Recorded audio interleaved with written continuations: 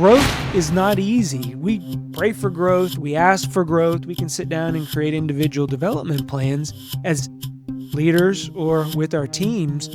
But when the rubber meets the road and those opportunities present themselves, that's where we begin to stretch. That's where we begin to get uncomfortable.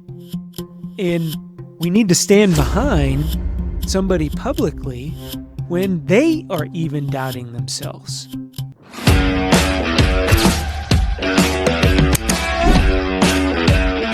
Hey everyone, welcome to the Leaders Leading Leaders podcast, where I share my 20 years of leadership experience to help you build your teams and not make the same mistakes that I did. I'm your host, John Espinosa. I want to share a quick story. I got a call from an operations manager a few months ago, and he just finished rolling out an AI system. It handled scheduling, it handled inventory forecasting, customer service routing, all the stuff that used to eat up a majority of his time. And it was gone. It was automated. It was done, right? And for the first few weeks, he felt like he was a genius. He had time to actually think, time to plan, and most of all, a little bit of breathing room. But then something strange happened. His team started acting different. In meetings, they got quieter. They began not to bring him problems like they used to. And one of his leads even asked HR if he was being phased out because she hadn't talked to them in 3 weeks, right? And he called and he said, John, I'd done everything right. I freed up all this time, but now I feel like a stranger in my own business, to my own team. And, I was really taken back because he was asking what he was supposed to be doing. And the things that we were working on were the things that he wasn't or he had automated. So I told him completely reframed the way that he saw his role. And here's the thing, he's not alone out there. Right now, there are many of you everywhere waking up to the question that we've never had to answer before. And if AI is doing the work, what is my job now? And the answer isn't what most of us think. It's not about learning more. It's not about becoming a prompt engineer. It's something much more human, and it's much more important. So by the end of this episode, you'll know exactly what I told him. The 3 things that AI will never do that your team is going to desperately need, and how to redefine what your values as a leader in a world where machines are doing more of the work. So let's get into it. Here's what we're going to cover on the episode today. First, they're going to be this identity crisis. And it's a lot of us are facing, or what a lot of us are facing is AI is forcing leaders to confront what we actually do. The second topic we're going to talk about is 3 irreplaceables. So this is what AI will never do, and what your team needs from you now. And then the last one, we're going to redefine your job description, how you redefine your value, and how you are going to show up differently. So by the end of this episode, you're going to understand why so many of us out there feel lost right now. And the 3 things that humans can provide that your team is starving for in a practical framework, as always. I always want to leave you all with something that you can implement, right? And this framework is going to help you restructure your time and your presence as a leader. So let's get into the first topic. When we discuss this identity crisis is what we actually do. Many of you out there have defined yourselves by tasks, not by leadership. I fall into that trap. I'm not pointing fingers.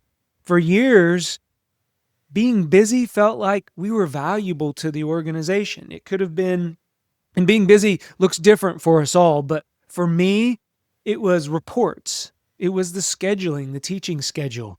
It was approvals, maybe analyzing data, right? All of those felt like I was contributing to the organization. But for many of us out there, AI has taken over those tasks. And that is what makes us uncomfortable, because we have to answer the question that's staring us right in the face. What's left? And we've fallen into this usefulness trap. We derive our identity from being the person who knows things. That's what got us hired, probably many of us, many of you out there, hired into your position. You were a fixer, me included, or you made decisions. Those were traditional things that people looked for to elevate, to promote individuals in the organizations. But AI can now know more, fix faster, and recommend decisions with better data more than ever. So what happens is this creates that crisis. Because if you're not the smartest person in the room, what is your value? And the reason why this has become such a situation in many of the people, many of the leaders out there, many of you, was that busyness. We were hiding in busyness. I will be the first one to come out and say, I was hiding in busyness. I was hiding in all of those tasks because most of us, we used to overload ourselves to avoid working on that leadership stuff, right? The human things that made our teams click. And so things like difficult conversations. Oh, I'm too busy. Try to find some time on my calendar, but good luck because there's nothing on there. There's no white space at all. The emotional support that people needed. Being able to cast that vision in culture building. So when AI strips away that hiding place, it exposes what most of us are avoiding. And we're not prepared for the questions. Nobody prepared us for the questions that were being asked in our organizations. There's not a leadership book out there. There's no MBA program. In fact, many of the mentors that I've had, they didn't prepare me. So what do I do when the machine does what we used to do, right? This is going to be new territory, and it's disorienting.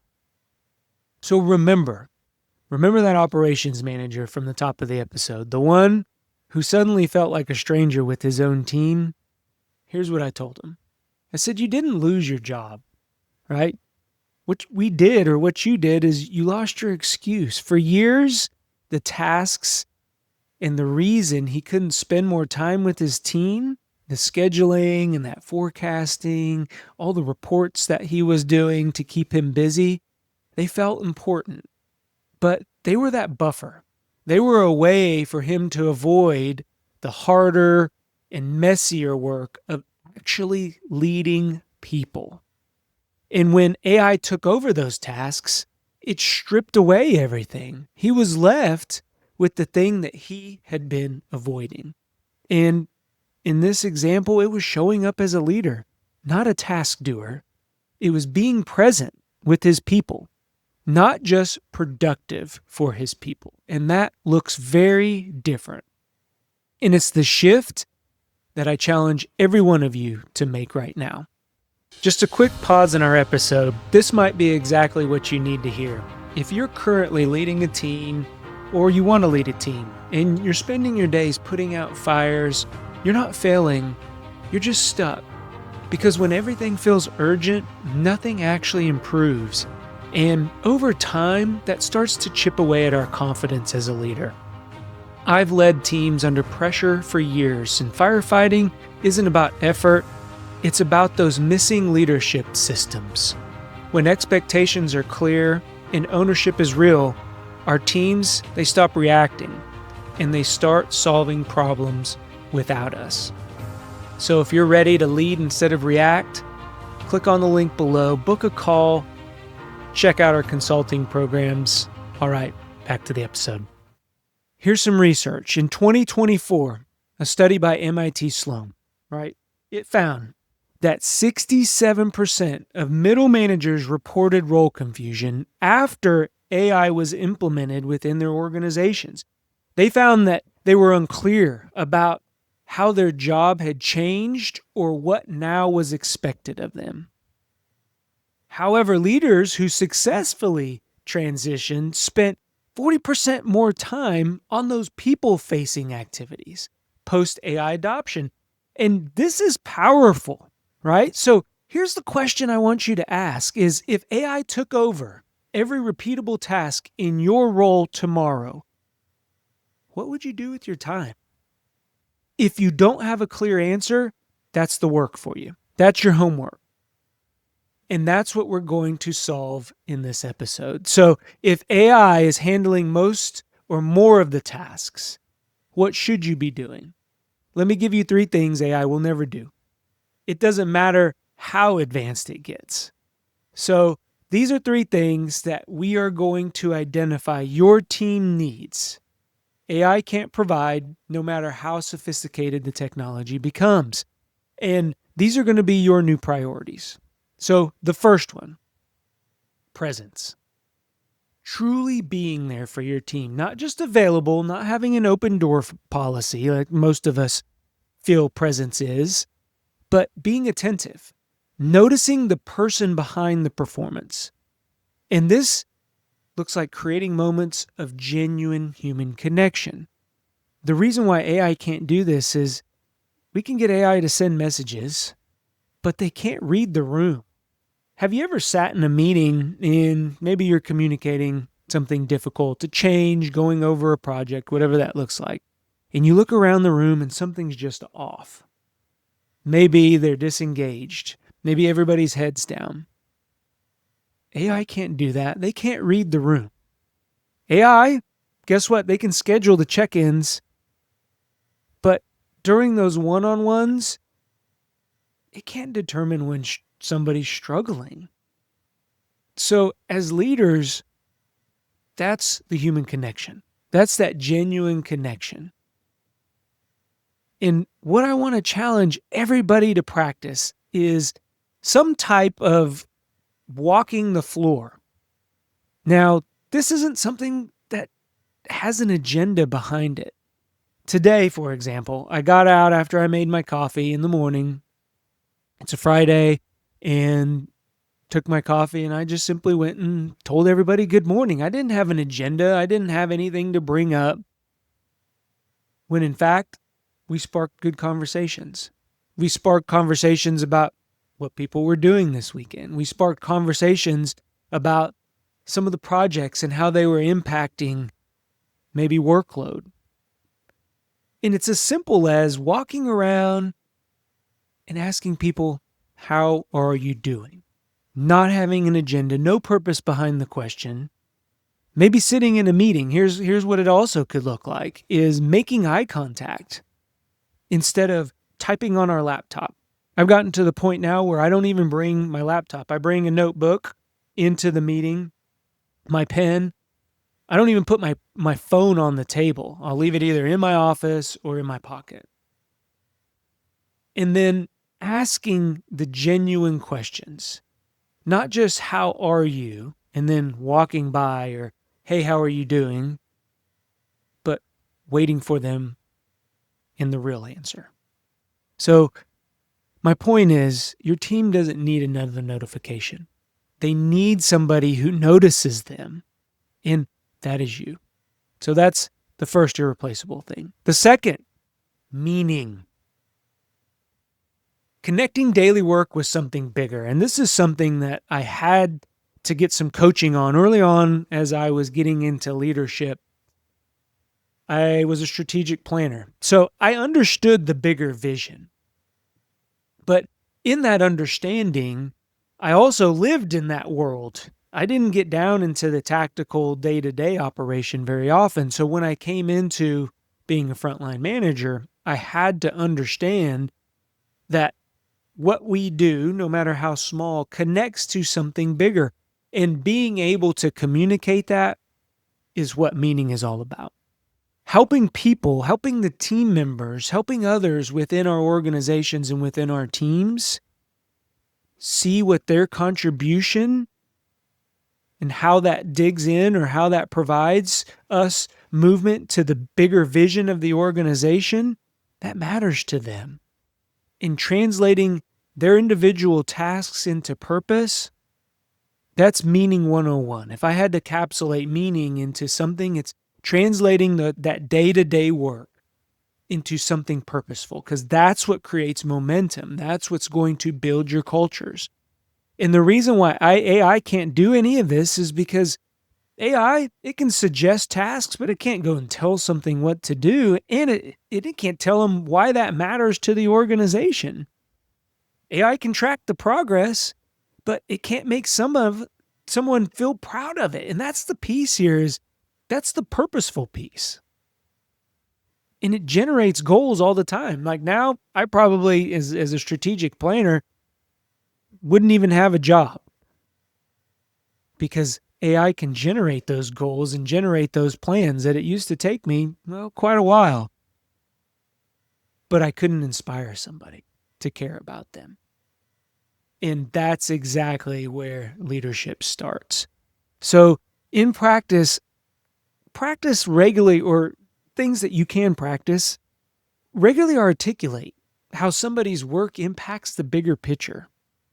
And regularly could look different. I don't ever prescribe like once a week, twice a week.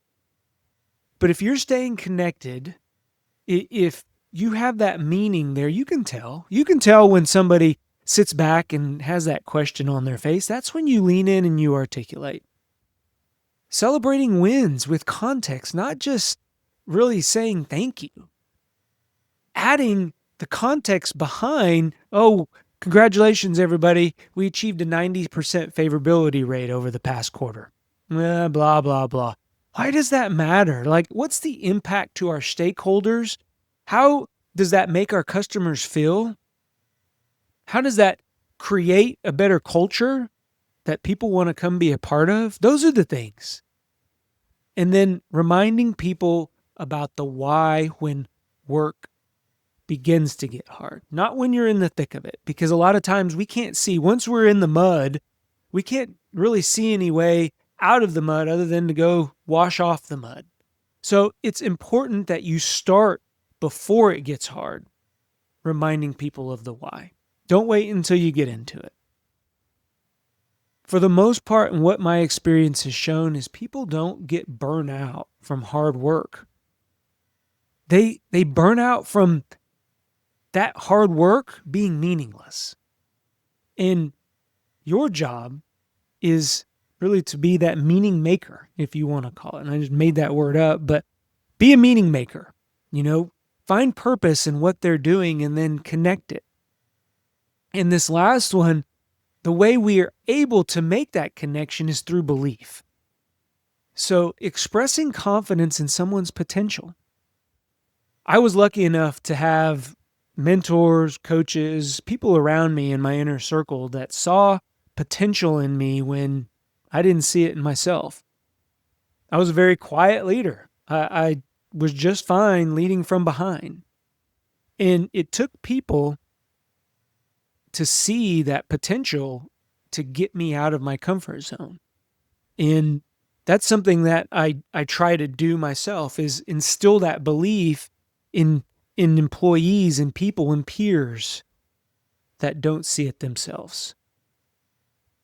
The other part of belief, and this is something that I'm very, very, it's near and dear to me, is advocating for your team's growth and development.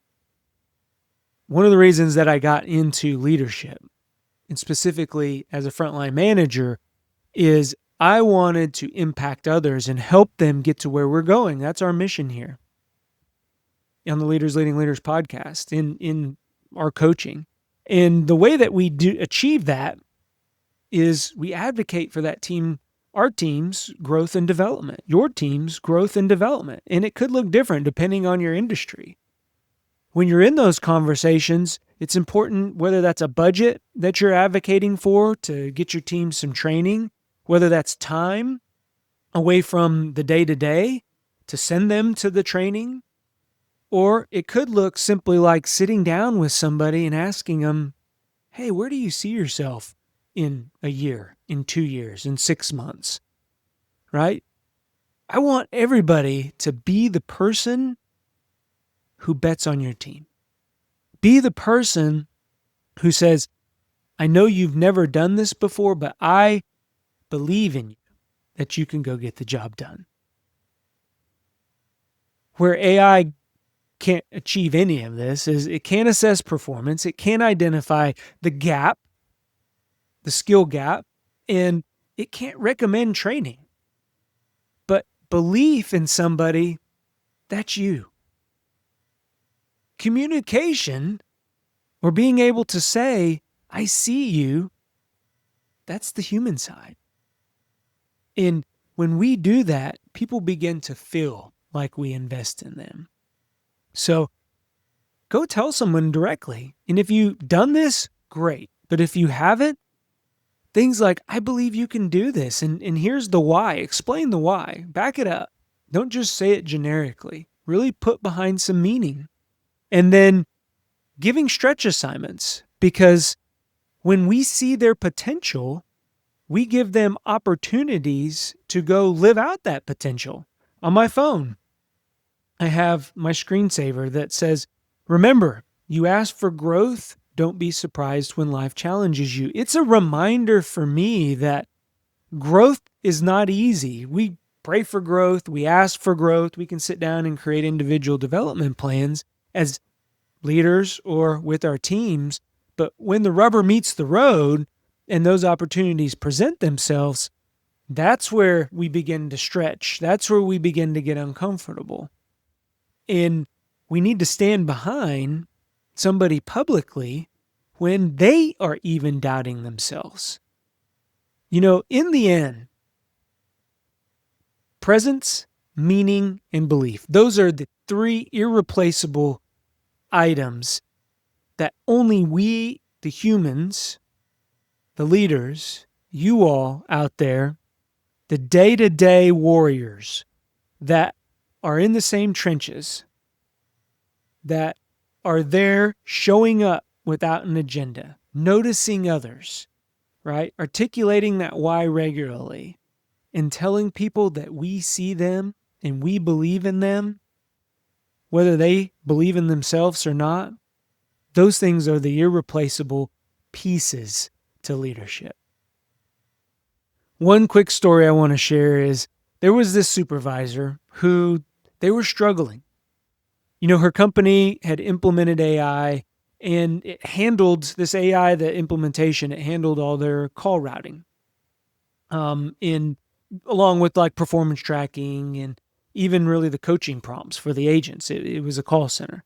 So she came to me and she was really feeling useless. She says, the system does everything. And, you know, she says, what do I even add? Where's my value? She was questioning herself and really her belief.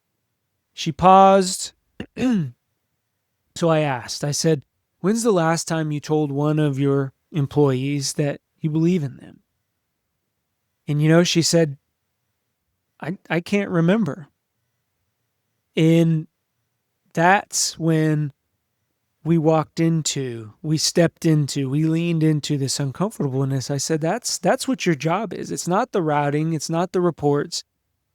Your job is to make your employees feel seen, to connect them to something that's bigger, and really believe in them. Instill that belief.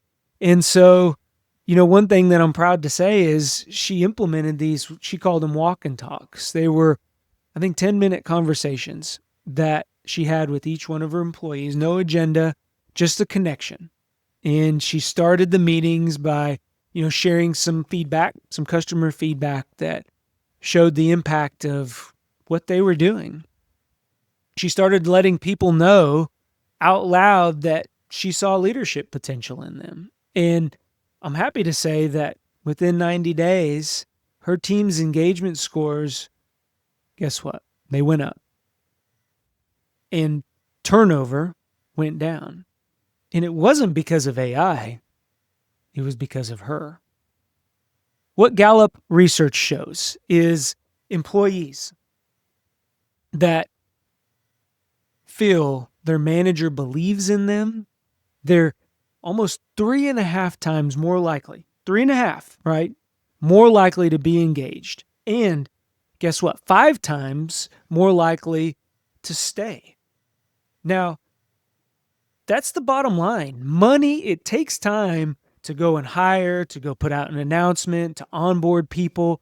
So if somebody, just by you believing in them, stays with your organization, that's a big deal. The number one predictor of team performance, it's not the tools, it's not the processes.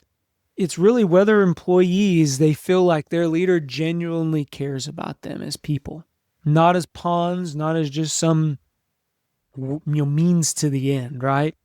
So what I want you to do this week, I want you to do 3 things. 1 for each one of these irreplaceable items. So the first one, have a conversation with no agenda. Just be present. The second one, explain to someone on your team why their specific work matters and, connect it to that bigger piece, that bigger culture, the bigger whatever vision of the organization. And then the last one, tell someone directly that you believe in their potential. And I want you to notice the shift. So now that we've talked about what to focus on, let's dig in, let's get practical here. How do we actually work? How do you want to restructure your role around these priorities? So I'm going to give you a framework. One thing that I start out with an audit, whether it's an audit of your relationships, audit of your time, but whenever we are redefining something, and in this case, we're redefining your value, I want you to audit your time. Where are you actually spending it? Most of us out there, we have no idea. And I'm not talking about looking at your calendar. Like, where is your time being spent? Because before we can restructure, we need to see the truth. So what this looks like, I want you to track your activities for 1 week in 30-minute blocks. Pretty simple, right? Categorize each block. I want you to categorize it in 2 ways. 1, task-based or people-based. And then calculate that ratio up, okay? 1 week, 2 categories, task-based, people-based. And then at the end of that 1 week, we're going to calculate the ratio. What the goal is here is after AI implementation, our shift should be 50% or more people-facing time, all right? So if you look at your calendar prior to, you were probably task-oriented. You had, 50+% spent on tasks, and then whatever the rest was, you spent on the people. We're going to flip it. We're going to get above 50% on the people side, and even if we're 51% people and 49% tasks, we've done well. So one of the things, what do we got to reduce? Because I'm a big believer of a not to-do list. Not a to-do list, but what are we going to reduce? What are we going to get rid of? So AI is going to help us reduce things like data analysis. It's going to reduce things for us like putting together reports, scheduling.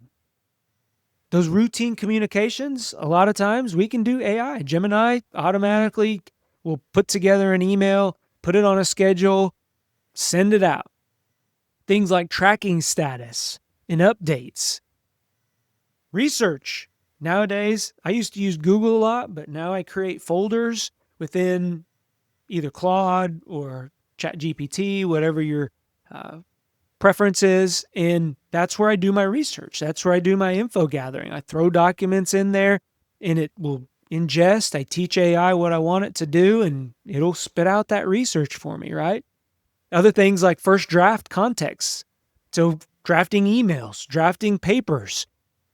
Again, using that folder, if I got to send out communications, if I got to send out executive talking points, if I need to send a prospectus to a potential client or a sponsor, boom, first draft, created, ready to go. I go in there and I make it sound like me. Process documentation. That's something that I used to hire out. We used to hire contractors to document our processes. Now what we do is we create that process in AI, and then AI runs the process flow for us. So those are things that we can reduce. Those are things that we can take off of our plate and have AI do. Now, what are those people-facing things, right? What are the to-do things? What we're going to replace the things that we took off with are like one-on-one conversations. I cannot stress enough, weekly one-on-ones, 30 minutes. And we'll talk a little bit more about that later. Recognition. I got a little reminder that I keep on my desk. Who have you recognized today? What about those difficult conversations you've been putting off because you're too busy? Those are the things that we need to have. Maybe somebody's coming in 5 minutes late, and that's turned from 5 minutes to 30 minutes, and that 30 minutes has turned to an hour, and you've been ignoring it. You need to go have that difficult conversation. Being able to cast that vision, right? And then making sure that we connect it to their day-to-day tasks. Having those career development opportunities. We've talked a lot about this. Conflict resolution. Woo, that's a big one. Now we have to face these types of things, building that psychological safety within our organization so we retain more talent. This just builds, it snowballs. If we continue to take things off the list and replace them with meaningful tasks, we're going to see retention go up. We're going to see favorability go up. We're going to see employee engagement go up. There's a lot of factors that we are going to be able to tie directly to the to-do things by taking off those things that AI can do. So you're probably asking yourself, what does that framework look like? Because now what we've done is we've audited our time. We've talked about the not to do things. So how are we going to take what we need to do and build this new schedule? Well, here's things that I coach on. Is if I were you, and it can be a daily, it can be weekly, it can be bi-weekly, it can be monthly, but there's certain things that I encourage people to do daily. One, daily, just get out of your office. Go walk the floor, go walk the office, go walk around the cubicles. Don't have any agenda, right? But what this allows us to do is be present. I've talked and learned more things just in informal check-ins than I ever have in my formal check-ins. So that's a daily thing. I normally do it in the morning, go tell everyone good morning, start their day.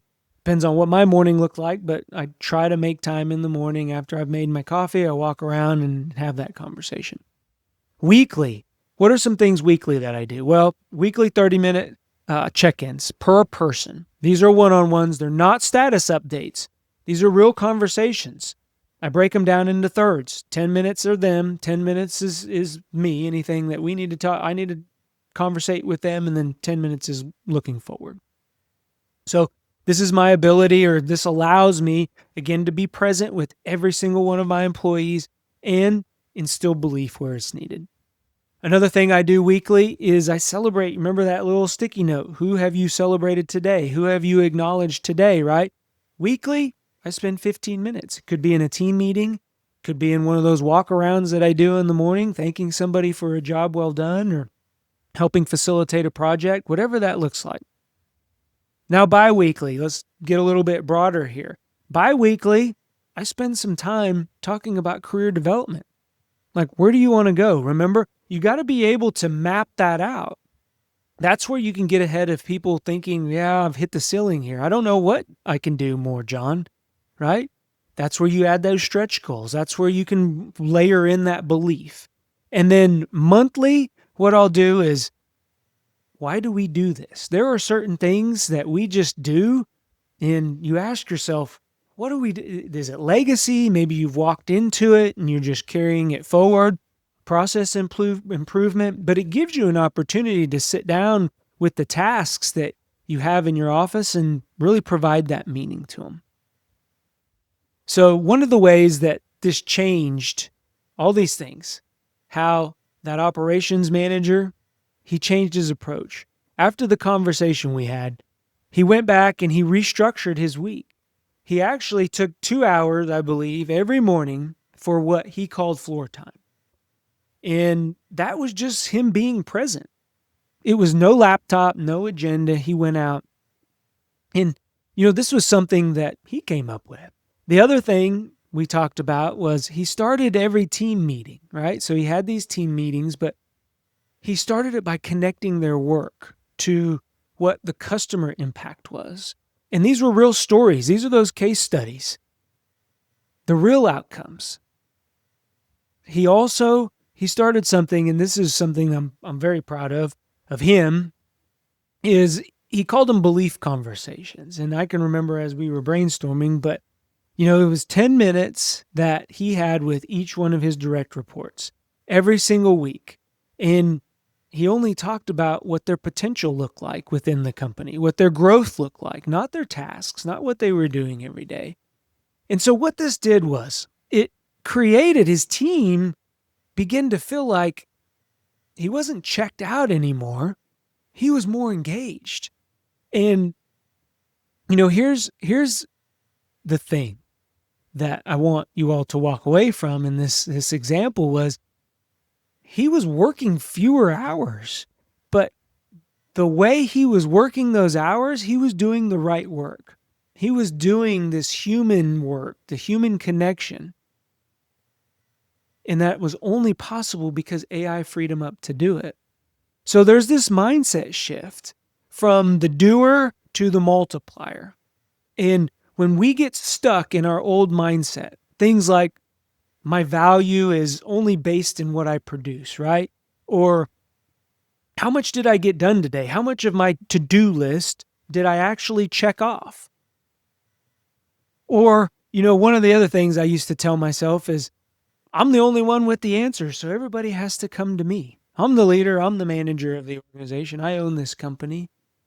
I want us to get rid of that doer mindset.